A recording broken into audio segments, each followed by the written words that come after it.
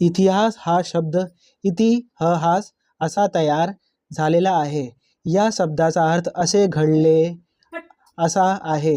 व्यक्ती, समाज, स्थळ आणि काळ हे चार घटना इतिहासांचा दृष्टीने अत्यंत महत्त्वाचे आहे. इतिहास हा विश्वसनीय पुराव्यावर आधारित असावा लागतो. या पुराव्यांस इतिहासाची साधने असे म्हणतात.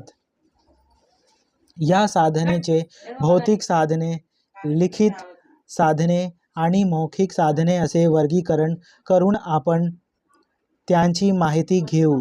तसेच इतिहासाच्या साधनेचे मूल्यमापनही करू. ज्या ऐतिहासिक घटनांची अभ्यास करायचा असतो त्याच्याशी संबंधित अशा अनेक बाबींचा विचार करावा लागतो. त्यासाठी ऐतिहासिक साधनांचा आधार घ्यावा लागतो. ही साधने तपासून घेणे गरजेचे असते. त्यांचा असलपणा तपासावा लागतो. या साधनांचा तारतम्याने व चिकित्सकपणे वापर करणे आवश्यक असते.